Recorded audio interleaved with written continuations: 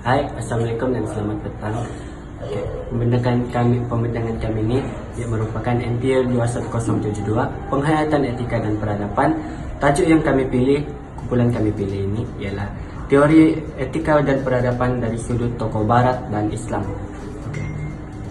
Ahli kumpulan kami terdiri daripada 4 orang, yaitu Muhammad Fikri, Muhammad Alif Syazwan, Norman, yaitu saya, dan Muhammad Faris. Dan nama lecturer kami ialah JPI Siti Aznah Japili.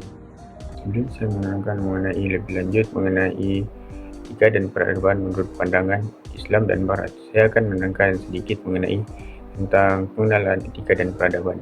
Etika dan peradaban merupakan aspek fundamental dalam pembentukan masyarakat yang harmoni dan beradab. Sejarah pendidikan manusia merujuk kepada kedua-dua konsep ini telah dikaji mendalam oleh pemikir Islam dan Barat, yang masing-masing memberikan konsep tersendiri berdasarkan nilai agama, falsafah, dan pengalaman sosial. Kajian terhadap teori etika dan peradaban ini dari kedua pandangan ini dapat membantu dalam memahami bagaimana nilai-nilai moral membentuk struktur sosial politik dalam dunia moden, dan juga membolehkan integrasi idea yang lebih seimbang antara keadilan, kebebasan, dan kesejahteraan secara menyeluruh. Seterusnya, saya akan menerangkan mengenai pandangan Barat mengenai etika dan peradaban. Untuk tokoh yang pertama bernama Aristotle yang lahir pada tahun 384 sebelum Masehi dan tempat lahir beliau adalah Tegria, Makedonia ataupun kini di Greece. Untuk teori etika Aristotle yang pertama adalah etika kebajikan ataupun virtue ethics. Konsep utama, etika bergantung kepada karakter individu bukan hanya tindakan. Eudaimonia atau kebahagiaan sejati dicapai melalui kebajikan seperti keadilan, keberanian, dan kebijaksanaan. Untuk aplikasi dalam realiti semasa dibahagi kepada dua. Yang pertama adalah kepimpinan. Pemimpin yang adil dan bijaksana akan mendapat kepercayaan rakyat. Yang kedua adalah perniagaan. Syarikat yang bertanggung jawab. Etika mendapat sokongan pelanggan dan pekerja. Daripada kedua-dua aplikasi ini, kita dapat melihat bahawa seorang pemimpin yang adil dan bijaksana ataupun bertanggung jawab akan mendapat sokongan daripada orang sekeliling ataupun orang luar. Selanjutnya, untuk teori peradaban Aristotle yang kedua adalah konsep polisi dan kehidupan bermasyarakat. Konsep utama manusia adalah makhluk sosial ataupun zon politikon yang bertanggung jawab kepada masyarakat. Sesebuah negara maju perlu menyeimbangkan keadilan, kebebasan, dan tanggungjawab sosial. Aplikasi dalam realiti semasa terbagi kepada dua, iaitu demokrasi. Sistem pemerintahan yang baik berasaskan kepentingan bersama. Dan yang kedua adalah keselamatan sosial. Polisi seperti pendidikan percuma dan kesihatan universal mencerminkan kesejahteraan sosial.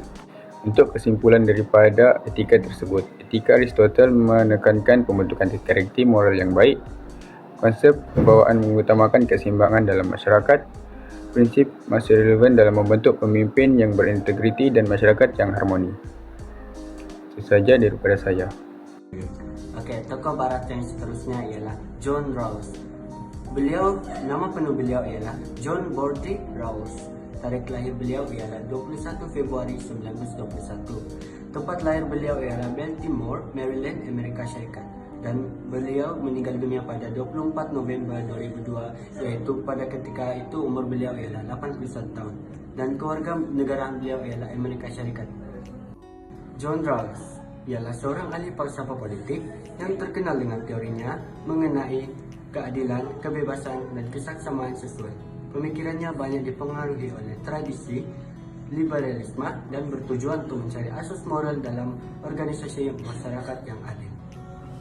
Teori yang pertama ialah teori keadilan sebagai kesaksamaan, Justice as Fairness. Dalam bukunya A Theory of Justice 1971, Rawls mengemukakan idea bahwa keadilan sosial mestilah berasaskan kesaksamaan dan kebebasan. Teori ini berpandukan kepada dua prinsip utama, yaitu prinsip kebebasan. Setiap individu harus mempunyai kebebasan asas yang sama, termasuk kebebasan bersuara, beragama, dan hak politik. Contohnya, dalam masyarakat demokratik modern, hak kebebasan bersuara dijamin bahwa terdapat perbezaan ideologi politik seperti di negara Eropah yang menghormati pluralisme pendapat. Yang kedua ialah prinsip perbezaan, difference principle. Ketidaksamaan sosial dan ekonomi boleh diterima hanya jika ia memberi manfaat kepada golongan yang paling kurang bernasib baik. Contohnya, dasar tindakan afirmatif dalam pendidikan tinggi seperti beasiswa kepada pelajar miskin untuk mengurangkan jurang ekonomi dan sosial. Ini adalah rujukan yang saya dapat daripada 3 buah buku. Seterusnya, saya akan huraikan tentang teori-teori etika dan peradaban menurut pandangan tokoh-tokoh Islam. Tokoh yang pertama adalah Ibnu Khaldun. Ibnu Khaldun merupakan seorang sarjana Islam yang terkenal dalam bidang sejarah, sosiologi, ekonomi, dan politik. Beliau dikenali sebagai pengasas ilmu sosiologi dan historiografi moden. Seterusnya, saya akan huraikan tentang pendapat beliau terhadap etika dan peradaban. Yang pertama adalah etika dalam masyarakat. Ibnu Khaldun menegaskan bahawa akhlak memainkan peranan utama dalam kestabilan sebuah peradaban. Menurut beliau, bahawa masyarakat yang beretika tinggi mampu membina tamadun yang kukuh kerana rakyat dan pemimpin saling menghormati. Masyarakat yang rosak moralnya pula akan membawa kepada kelemahan dan kehancuran tamadun. Seterusnya adalah konsep asabiah dan kepemimpinan beretika. Ibnu Khaldun memperkenalkan konsep asabiah, iaitu semangat perpaduan yang mengikat sesebuah masyarakat. Menurut beliau, asabiah yang kuat melahirkan kepimpinan yang adil dan berwibawa. Jika pemimpin mula tamak, zalim dan korup, maka masyarakat akan berpecah dan peradaban akan runtuh. Seterusnya adalah pemikiran Ibnu Khaldun mengenai etika dan peradaban yang dapat diaplikasikan dalam kehidupan harian melalui beberapa aspek. Aspek yang pertama adalah kepemimpinan beretika dalam organisasi. Seorang pemimpin dalam syarikat atau organisasi perlu mengamalkan kejujuran, ketulusan, dan tanggungjawab untuk memastikan kejayaan dan keharmonian tempat kerja. Contohnya, seorang majikan yang adil dan menjaga kebajikan pekerja dan mendapat sokongan serta meningkatkan produktiviti syarikat. Kedua adalah semangat perpaduan, iaitu asabiah dalam komuniti. Masyarakat yang bersatu dan saling membantu akan lebih stabil dan maju. Contohnya, dalam kejiranan, semangat asabiah dapat diterapkan dengan mengadakan gotong royong, membantu jiran dalam kesusahan, dan mencegah jenayah bersama-sama. Seterusnya, saya akan menerangkan teori-teori etika dan peradaban dari sudut pandangan tokoh Islam. Tokoh Islam yang saya ambil ialah Imam Al-Ghazali. Sebelum saya memulakan penerangan tersebut, saya akan memperkenalkan siapakah Imam Al-Ghazali. Imam Al-Ghazali ialah seorang ahli falsafah dan pemikir Islam yang terkenal. Nama penuhnya ialah Abu Hamid Muhammad Ibnu Muhammad Al-Ghazali. Beliau dikenali sebagai Hujjatul Islam kerana sumbangannya yang besar dalam ilmu agama, falsafah, dan tasawuf. Baiklah, saya akan memulakan penerangan tentang teori-teori etika dan peradaban dari sudut pandangan tokoh Islam. Teori yang saya pilih ialah teori akhlak dan tasawuf Al-Ghazali. Imam Al-Ghazali menekankan bahawa kebahagiaan sejati hanya dapat dicapai melalui penyucian jiwa, tazkiyah al-nafs, dan amalan akhlak yang baik. Beliau mengajarkan bahawa manusia perlu menghindari sifat buruk seperti tamak dan sombong, serta mengamalkan sifat terpuji seperti jujur, ikhlas, dan sabar. Dalam kitab Ihya Umum Al-Din, beliau menegaskan bahawa akhlak yang baik datang dari wahyu dan bimbingan spiritual. Seterusnya, kaitan teori tersebut kepada realiti semasa. Terdapat 3 aspek yang saya dapati. yang saya akan terangkan, yaitu pendidikan, perniagaan, dan sosial. Dari segi pendidikan ialah pendekatan Al-Ghazali boleh digunakan untuk membentuk pelajar yang berakhlak mulia. Sebagai contoh, pihak sekolah boleh memberikan bimbingan dengan cara bersikap jujur apabila dalam ujian, agar dapat membentuk jati diri pelajar. Aspek kedua ialah perniagaan. Kejujuran dan amanah adalah kunci kepercayaan pelanggan. Sebagai contoh,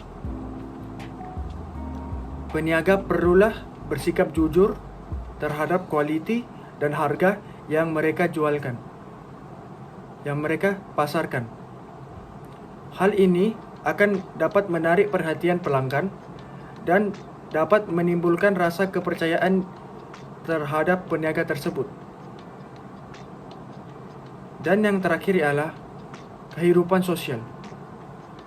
Menghindari sifat dengki dan sombong membantu membina hubungan yang harmoni.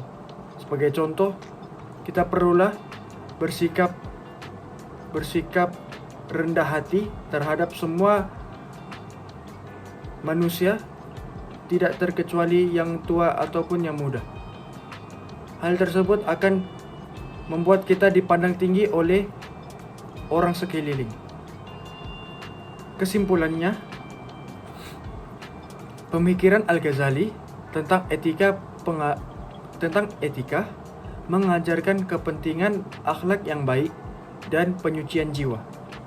Jika diamalkan dalam kehidupan modern, ia boleh membentuk masyarakat yang lebih aman, adil, dan berintegriti. Sumber yang saya dapatkan ialah melalui Google yang saya sudah sediakan link. Sekian dari saya. Terima kasih. Kesimpulannya, etika dan peradaban merupakan aspek fundamental dalam pembentukan masyarakat yang harmoni dan beradab. Sejarah pemikiran manusia menunjukkan bahawa kedua konsep ini telah dikaji secara mendalam oleh pemikir Islam dan Barat, yang masing-masing memberikan perspektif tersendiri berdasarkan nilai agama, falsafah, dan pengalaman sosial. Kajian terhadap teori etika dan peradaban dari kedua sudut pandangan ini dapat membantu dalam memahami bagaimana nilai-nilai moral membentuk struktur sosial dan politik dunia moden. Ia juga membolehkan integrasi idea yang lebih seimbang antara keadilan, kebebasan dan kesejahteraan manusia secara menyeluruh.